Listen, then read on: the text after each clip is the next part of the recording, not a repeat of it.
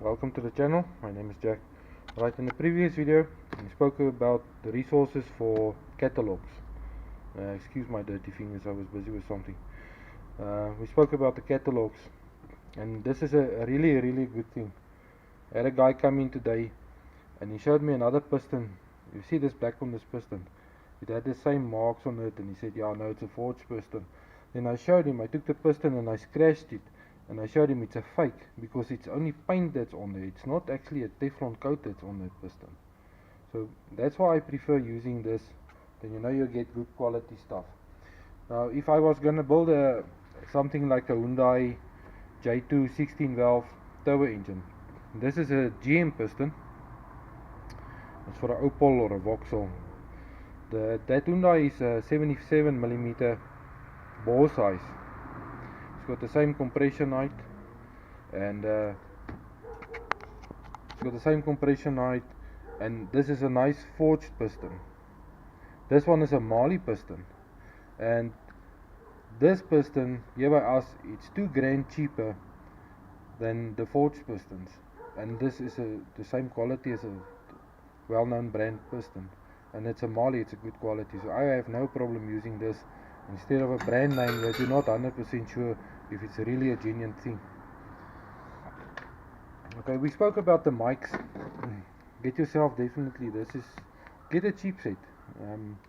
They can come with the anvils, and you can teach yourself how to adjust them, but this is a good thing. Then you can measure your pistons, you can see how far you're undersized, and your catalog is going to give you the sizes that you need. Right. Then also, if you're starting out, get yourself, this is one of the cheap dial gauges I use here in the workshop. The expensive stuff, I don't easily bring it out. It's only when I'm doing something that's very specific for a factory that I'll come out and use that. You're gonna need a torque wrench. Good torque wrench goes a long way. It lasts you for years. This one is about 15 years old already. And once you're done with your torque wrench, remember to unscrew this so it's not always on tension, because that spring loses its tension over time. So always loosen your torque wrench when you're done and put it away. Next is, you're going to need a valve spring compressor to compress the valve springs if you strip a cylinder head. I use a much faster way, but this set is just something I use. I actually only use this. The stuff I don't use, but this is a good thing if you're a novice and you want to start slowly, and then use a set like this, and you can come right fast. Next is a cheap die grinder. I had a very expensive one for years, and I just thought it's not worth it to buy another expensive one, because I can buy 10 of these, and this one will last me about 2 years. So a die grinder it's a must, especially when you want to match port cylinder heads. Okay, you're gonna need a honing tool. This is just one we just use to rough up stuff and take measurements quickly. Some of them is oil based. You have a oil based fluid that you spray on this when you own the block. What actually works better is dishwashing liquid. You dilute a bit in water and then spray it, and then own the block with this. We find that the stones last much longer, and it gives a nicer finish.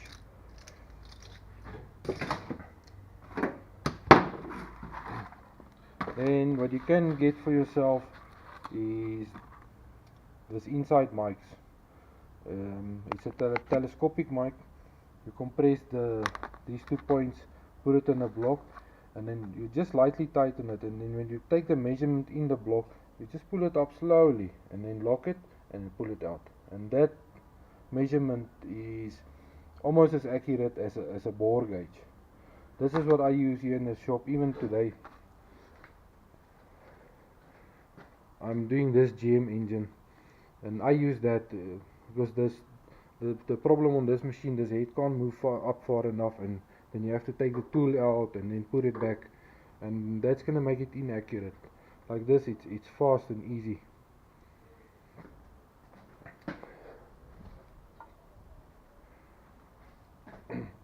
Next thing is you can buy those cheap verniers.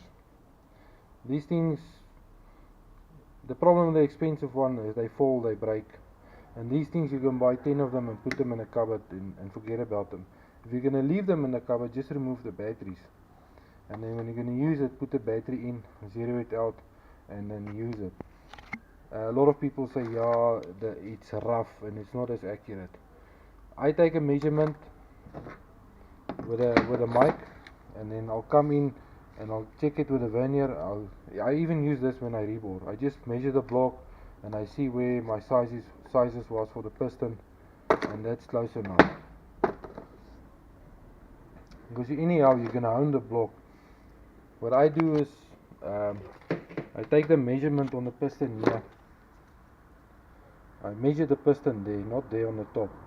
If you measure the piston here and you bore the block this size, and that will give you enough clearance for honing.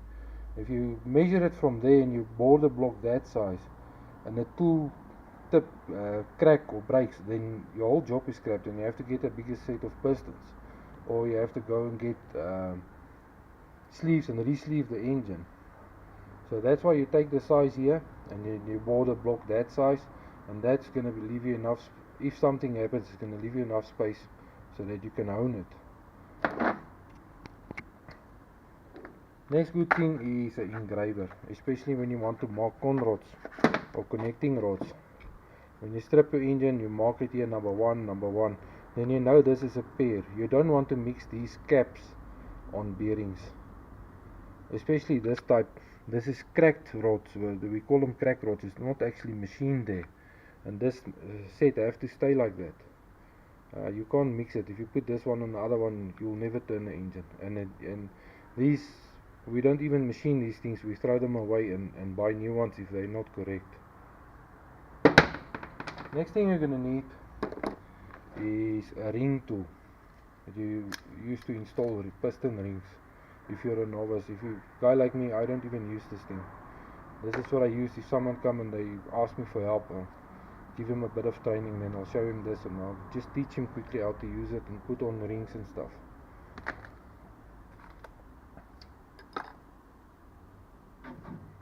And also what you're going to need is a compression tester. And this is an old guy already, and it still works fine. If you have a problem, you can quickly put it on and check your compression. Quite handy to have. Now for installing pistons into your block, you're going to need a ring compressor. This is actually a truck style. It's a big one. I prefer using even on small pistons. I like this one, because I put the piston in the middle, and when I tighten it, I slightly turn this thing and I know the ring set properly in the middle, and you don't have problem with some of the new rings. They have an edge on the side. They got like a step, and those things when you install them, when you on those normal ones, those rings crack. So I use this one and I just move it slightly when I tighten it, put it on the block, put the piston in. I like this one. Alright. Now if you're gonna build the engine, just clear up here quickly. If you're gonna build the engine, you see these gaskets. These gaskets, if you scratch them, you can't scratch them with your finger. You can't break the gasket. You get other gaskets that's very soft. This is a Victor Reinz. You can see also this is a hard gasket. If I build engines and I modify it, I like to use this type of gasket, because the structure of the gasket inside is much stronger than those gaskets that's soft. Those gaskets that's soft, if you have an engine that rev a little bit hard, or you have a little bit of boost in it, then this part of the gasket will actually stretch. So that's why I don't like to use those soft gaskets. The newer ones, they come with, it's got a glue in it. You see that black line? That's a Viton seal. So when you put this on the engine block, you put it right. There mustn't be any oil or copper spray or anything on this thing, because this thing will bite in, it will seal itself onto the block and onto the head. So this is the gaskets I like to use. And even though I use those gaskets, I O-ring the engine. O-ring is when we cut on the side of the block here.